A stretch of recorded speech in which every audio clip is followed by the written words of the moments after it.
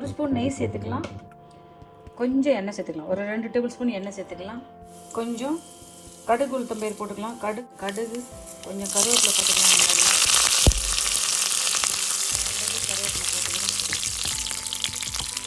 நம்ம இதில் 1 table spoon அளவுக்கு கடலைப்பயிறு போட்டுக்கிறோம்.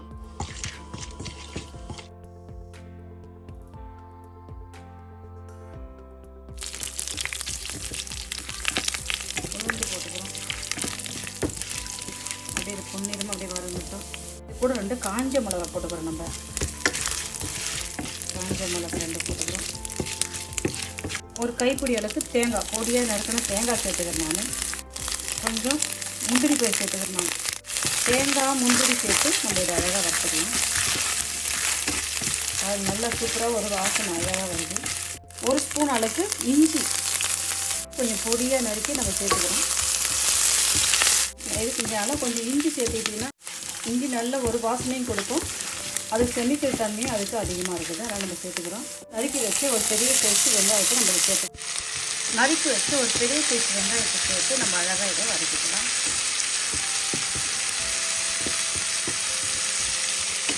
காரத்துக்கு தான் பச்சை மிளகாய் சேர்த்துக்கணும். நான் ஒரு 3 பச்சை மிளகாய் சேர்த்துக்கிறேன். 2 கீசி சேர்த்துங்க, இல்லை குட்டி குட்டியாக வெட்டி கூட சேர்த்துக்கலாம். 2 நீல வாக்கில் நம்ம கீரி சேர்த்துக்கலாம். இல்லைன்னா பொடி பொடியாக நம்ம நறுக்கி பச்சை மிளகாய் சேர்த்துக்கலாம். சும்மா இல்லை ஒரு 1/4 ஸ்பூன் ஜீரகம் போட்டுக்கலாம். நம்ம சும்மா ஒரு 1/4 ஸ்பூன் ஜீரகம் போட்டு இது போட்டு நம்ம வறுத்துக்கலாம்.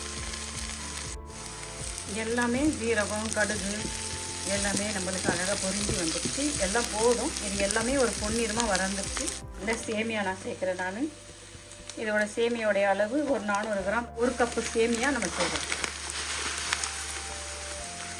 ஒரு 200 கிராம் சேமியா சேர்த்துக்கலாம். 200 கிராம் சேமியா சேர்த்துக்கிறோம். நம்ம 200 கிராம் 1 கப்பு சேமியா நம்ம சேர்த்துக்கிறோம். சேர்த்துட்டு இதிலே போட்டு அப்படியே வறுக்கலாம். இதிலே போட்டு வறுத்தா நல்லது. நம்ம தனியாக சில நேரத்தில் சேமியை தனியாக வறுத்து போடுவாங்க. நம்ம அப்படி தனியாக வறுத்து போட்டுக்கலாம். இல்லை இதுலேயே இப்படியே வறுத்துக்கலாம். இதிலே கொஞ்சம் நேரம் இப்படி செஞ்சால் இதுவே இந்த மசாலா பொடி அது வறுக்கும். இதில் இருக்கிற காரம்லாம் அதில் ஏறதுக்கு ஒரு நல்ல சான்ஸ் இருக்குது. அதனால் தனியாக வறுக்கிறதோட இது போல் லைட்டாக இதிலே போட்டு நம்ம கொஞ்சம் அழகாக வறுத்துக்கலாம். போதும் இது வறுந்தது.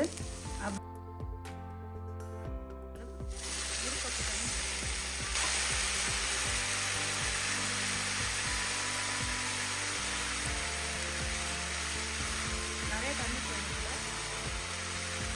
1 கப்பு தண்ணி சேர்த்துக்கலாம். 1 கப்பு தண்ணி சேர்த்து இதில் அப்படியே திட்டமாக ஒரு 1/2 ஸ்பூன் உப்பு போட்டுக்கலாம். நிறைய வேணாம். ஒரு 1/2 ஸ்பூன் பத்தெல்லாம் அப்புறம் போட்டுக்கலாம்.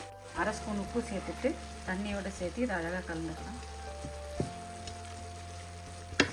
1/2 ஸ்பூன் உப்பு சேர்த்துட்டு நம்ம அழகாக கலந்து விட்டுக்கலாம்.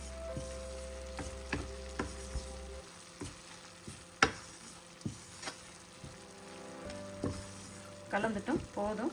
இதை நம்ம அப்படியே மூடி போட்டு மிதமான சூட்டில் ஒரு 5 நிமிஷம் அதை வேக வச்சா போதும். ஏன்னா வேகணும் அவசியம் கிடையாது. கொஞ்சம் மூடி போட்டு ஒரு 5 நிமிஷம் வேக வச்சிடும். பாருங்க என்ன சூப்பராக நம்ம ஒரு சேமியா உப்புமா செஞ்சுட்டு பாருங்கள். தண்ணியெல்லாம் எதுவுமே இல்லை. எல்லாம் எண்ணெய் அழகாக வெந்துச்சு பாருங்கள். நம்ம 200 கிராம் சேமியா எடுத்துக்கினா 200 கிராம் தண்ணி போடும். 1 கப்பில் சேமியா எடுத்தால் 1 கப்பு தண்ணி போடும். ஆனால் எல்லா பொருளையும் நம்ம அழகாக எண்ணெயில் பொரிச்சிடணும். சேமியாவையும் அது கூட போட்டு ஒரு 2 நிமிஷம் வறுத்துடணும். அப்புறமா தண்ணி சேர்க்கணும். மூடி போடணும். சுத்தமாக உப்பு சேர்க்கணும். ரெடி ஆகிடுச்சு பாருங்கள். மேலே அழகாக கொஞ்சம் அழகாக கொத்தமல்லி தழை தூவிக்கலாம். ரெடி ஆகிடுச்சு. வாங்க நம்ம சேமியா உப்புமா சாப்பிட்டு பார்க்கலாமா? வாங்க சாப்பிட்டு பார்க்கலாம். பாருங்கள் எண்ணெய் உதிரி எண்ணெய் அழகாக நம்ம செஞ்சு முடிச்சோம்.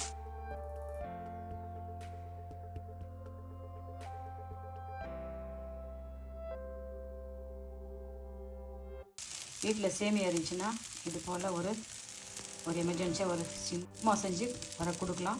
பாருங்க. அட என்ன சூப்பரான சுவையான அழகான ஆரோக்கியமான ஒரு 10 நிமிஷத்துல நம்ம என்ன சூப்பராக ஒரு சேமியா உப்புமா செஞ்சிட்டோம். பாருங்கள் எவ்வளோ ஈஸியாக இருக்குது பாருங்கள்.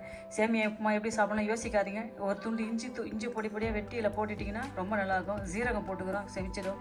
இஞ்சி போட்டுக்கிறோம் செமிக்கிறோம். கொத்தமல்லி தழையும் ரொம்ப நம்மளுக்கு செமிக்கக்கூடிய தன்மை இருக்குது. அதனால் நீங்கள் யோசிக்காத இந்த சேமியா உப்புமாவை அழகாக செஞ்சு சாப்பிட்லாம்.